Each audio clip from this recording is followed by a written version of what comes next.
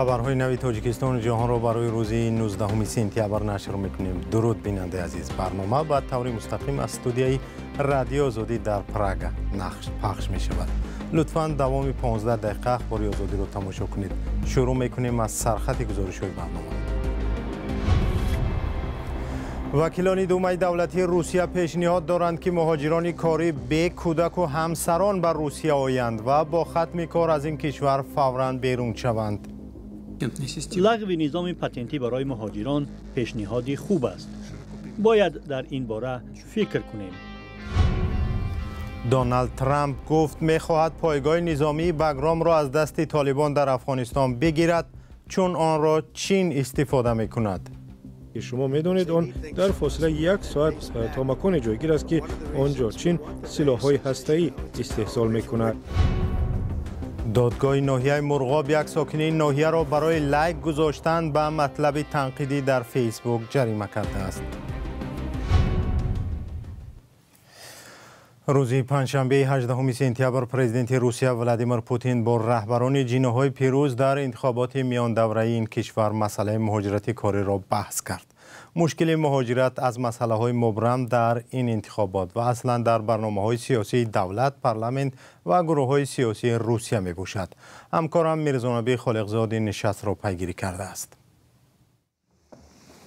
پرزیدنت روسیه ولادیمیر پوتین در ملاقاتش با سران جناح‌های دومه دولتی گفت مسئله لغو پتنت برای مهاجران کاری باید بررسی شود. لغو نظام پتنتی برای مهاجران پیشنهادی خوب است. باید در این باره فکر کنیم. آن زیاد استفاده می شود و من چیزی را استثنا نمی کنم. به قول پوتین مهاجرت کاری از ساحه‌های حساس در روسیه به شمار می رود و مقامات مرکزی و محل‌ها نباید آن را نادیده گیرند. این سخنان پوتین جواب به سرگئی میرانوف رهبر یکی از جناح‌های دومه دولتی پالات پایانی پارلمانتی روسیه است که لغو پتنت به مهاجران را مطرح کرد. در ملاقات بخشیده به نتیجه گیری از انتخابات میان دوره روسیه میرانوف پیشنهاد کرد نظام پتنتی بیکار شده به روسیه مهاجران را تنها توسط سهمیه و یا کوتاهای کاری راه دهند. میرانوف با مخالفت شدیدش به حضور مهاجران کاری نام برآورده است. آماری رسمی وجود دارد که فقط 28% مهاجران برای کار به روسیه می آیند. دیگران برای چی می آیند؟ باز عائله‌هایشان را به اینجا می آورند. تحصیل در مکتب‌ها را هم مشکل می کنند. ما پیشنهاد می کنیم که اگر کدامی از مهاجران جنایت صادر کرد، او باید در نزد قانون جواب دهد و تمام عائله و اولادش فوراً از روسیه اخراج گردد. جوابگری دسته‌جمعی بگذار برای عملکرد نزدیکانشان جواب دهند. پتنت کاری مهاجران سندی رسمی بوده به مهاجرانی که به روسیه بدون روادید می آیند امکان قانونی کار را فراهم می آورد. به قول مقامداران روس پتنت برای نظارت موج مهاجرت و تأمین حقوق مهاجران ضرور است. در مسکو نرخ پتنت به 8900 روبل روسی برابر است. درآمد از پتنت در سراسر روسیه صدها میلیون دلار را تشکیل می دهد. 20 مارس سال روان پوتین فرمان داد که در صورت اجرای بعضی طلبات و از جمله سپردن ازد انگشت، تشخیص طبی و نرکولوژی و نداشتن بیماری‌های گذرنده مهاجران از گرفتن پتنت کاری آزاد شوند. قبل از آن حکومت روسیه پیشنهاد کرده بود که نظام دعوت به کار خارجیان تغییر یافته ورود آزاد مهاجران کاری به روسیه منع گردد. همچنان پیشنهاد میشد که کاردهنده خراجات آوردن مهاجران را بر عهده گیرد و در حال اخراج مهاجر باید پولی برای معاینه و تعلیم و تأمین کاری او خرج شده را جبران کند. ماه ایولی سال روان حکومت روسیه امتحان زبان روسی برای مهاجران داوطلب پتنت یا خود پروانه کار و همچنان حق اقامت دائمی در این کشور را از حساب داخل نمودن بخش صحبت و فهمیش گفتار روسی دشوارتر کرد. مقامات روسیه گفته بودند که بیش از 700,000 مهاجر در این کشور سند درست برای حضور در این کشور را ندارند و اگر تا 10 سپتامبر سندهایشان از نو تهیه نشوند از کشور اخراج می شوند. آنگونه که انتظار می رفت پس از به انجام رسیدن مهلت قانونی‌گردانی مهاجران در روز 10 سپتامبر مقامات روسیه بر ریدهای سرتاسری پر از خشونت دست زدند. در عین زمان مقامات روسیه ظاهراً برای به دست آوردن سرمایه سیاسی و دلگرم نمودن مهاجران کاری از اوکراین و مولداوا آنها را از بعضی پرداخت‌های مربوط با بود و باش در روسیه و حق کار در این کشور آزاد کردند. روسیه مکان اصلی جستجوی کار و درآمد برای صدها هزار شهروند بیکار تاجیکستان است. حالا روسیه فشار و محدودیت به مهاجران را افزایش داده است و دیگر این کشور مکان امن برای مهاجران دانسته نمی شود. پرزیدنت آمریکا دونالد ترامپ گفت کشورش تلاش دارد پایگاه هوایی بگرام را از دست طالبان حاکم در افغانستان بازپس گیرد، چون این گروه تندرو به یاری ایالات متحده آمریکا محتاج است و چین میتواند از آن برای برنامه‌های هسته‌ایش استفاده کند. این پایگاه دوام 20 سال تا سال 2021 در اختیار نظامیان آمریکایی قرار داشت. پس از آنکه آمریکا افغانستان را ترک کرد، طالبان سر قدرت آمدند و بگرام را با سلاح و مهمات جنگی از خود کردند. همکارم خیرامان بقازاده گزارش می‌دهد. این پایگاه نظامی است که 20 سال در اختیار نظامیان آمریکایی بود و حالا آن را طالبان استفاده می‌کنند. این هم تمرین نظامی طالبان با سلاح و مهمات است که آمریکایی‌ها نتوانستند در سال 2021 با خود برند. پس از 4 سال دوباره دونالد ترامپ پرزیدنت ایالات متحده آمریکا در سفرش به لندن از بگرام یادآور شد. ما می‌خواستیم که افغانستان را ترک کنیم و این کار را نیرومندانه و با شرفانه انجام دادیم، ولی بگرام پایگاه عظیم‌ترین هوایی را که در جهان بزرگترین دانسته می‌شود در عوض هیچ چیز در اختیار آنها واگذاشتیم.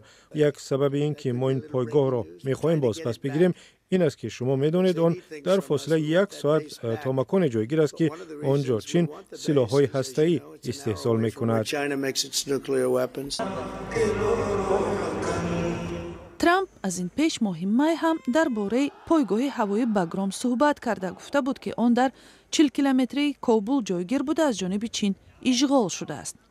عین حال نه خود ترامپ و نه دیگر مقامات آمریکایی مشخصا نگفتند که امکان بازگردانی پایگاه چی معنا دارد و آیا در این زمینه کدام گفتگوهای جریان دارند یا نه. در اولین واکنششان به اظهارات ترامپ هم مقامات طالبان و هم چین سخنهای او را رد کردند.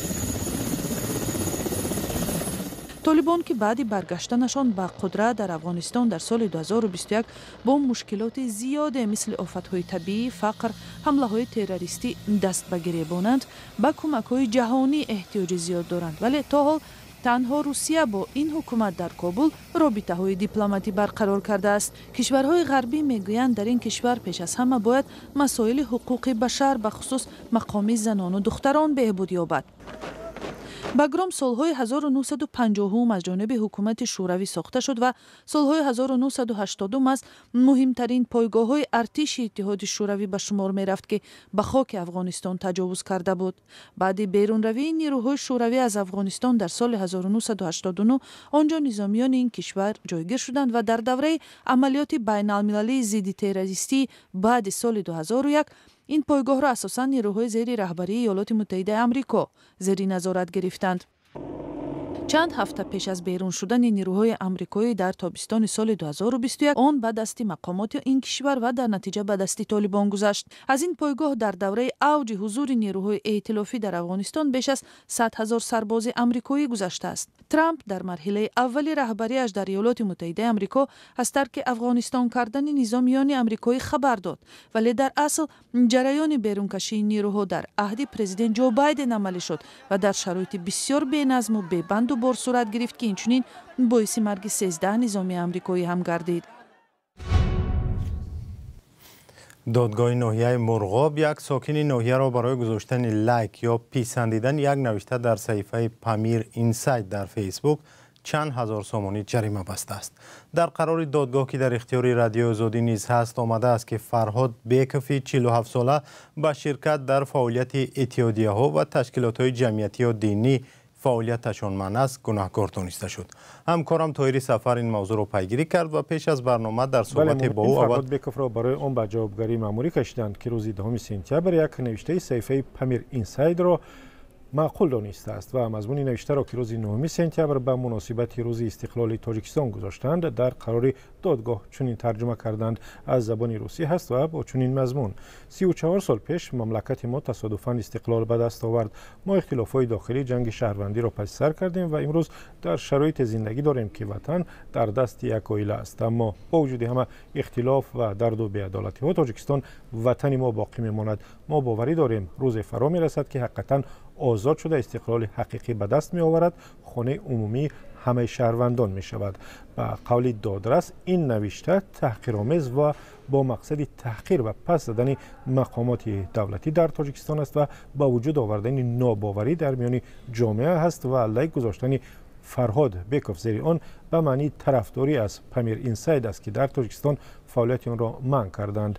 پامیر اینساید که یک رسانه اینترنتی است، اساساً تحولات در ولایت مختار کوهستانی بدخشان و پیامدهای ناآرامی‌های سالهای 2021-2022 و به خصوص تظاهرات آلوده به خونریزی در خاروق و روشان را انعکاس می‌کند. با گفته دادرس از بس که پامیر اینساید طبق ترتیب مقرر نموده قانونگذاری تاجیکستان به قید گرفتن نشده است، عملکرد فرهاد بیکوف قانونشکنی مأموری به حساب می‌رود. آنچه که در این قرار جلب توجه می‌کند این است که فرهاد بیکوف زیر نوشته روز 10 سپتامبر لایک گذاشته است و او را روز بعد یعنی 11 سپتامبر محاکمه کردند.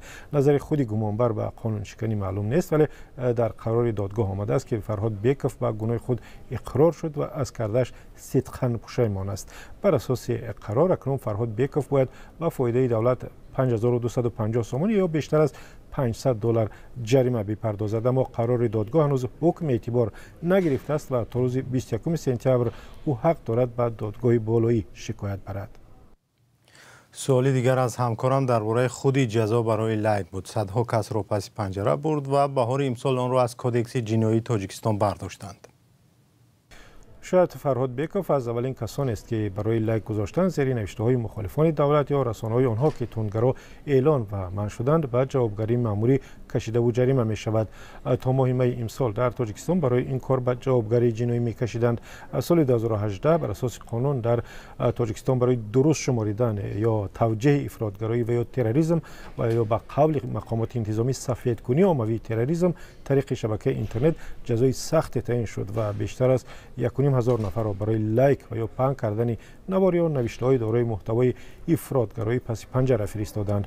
بعد از تنقید امام علی رحمان رئیس جمهوری تاجیکستان از سوء استفاده این بند کدکس جنایی، پارلمان این بند کدکس را از بین برداشت، ولی آنهایی که بر اساس بند مذکور جزا گرفتند همچنان در زندان هستند. تعدادی هم برای آن پس پنجره رفتند که نوشته‌های مخالفان دولت از پیمان ملی تاجیکستان، حزب ممنوع نهضت اسلامی و اصلاح نت را به دیگران فرستادند یا لایک گذاشتند. سازمان‌های بین‌المللی و حامیان حقوق هم پیوسته حکومت تاجیکستان را برای این کار و محدود کردن آزادی سخن یا حقوق مذهبی تنقید کرده و خواستند که به این کارش پایان بدهد. تشکر از همکارم طاهری سفر که درباره مجازات مأموری شهروند تاجیکستان برای گذاشتن لایک معلومات داد. اگر شما هم در این باره نظری دارید به صفحه‌های رادیو آزادی در شبکه‌های اجتماعی نویسید. به افتخار 80 سالگی شادروان شاعر خلقی تاجیکستان گلنظر کلدی که مؤلف سرود ملی می باشد در دوشنبه و ولایت سوق مراسم‌های جشنی برپا می‌کردند. قرار است روز 20 سپتامبر به افتخار این سند در زادگاه شاعر ناحیه عینی ولایت سوق با اشتراک ادیبان تاجیک مراسمی یادبود برپا شود. تا آن زمان چندین مراسم در شهر دوشنبه و هم مرکز ناحیه عینی برپا گردید. سپاس که برنامه اخبار آزادی را تماشا کردید. در سامانه آزادی آرگ و در فیسبوک، اینستاگرام، تیک تاک، تلگرام و یوتیوب ایکس خبرهای بیشتری ما را با عکس و ویدیو پیدا میکنید. با رادیوی آزادی بمانید و هر خبری که پیدا کردید به ما بفرستید، پیگیری میکنیم. اگر واقعیت داشت نشر مینماییم. خدا نگهدار شما باد.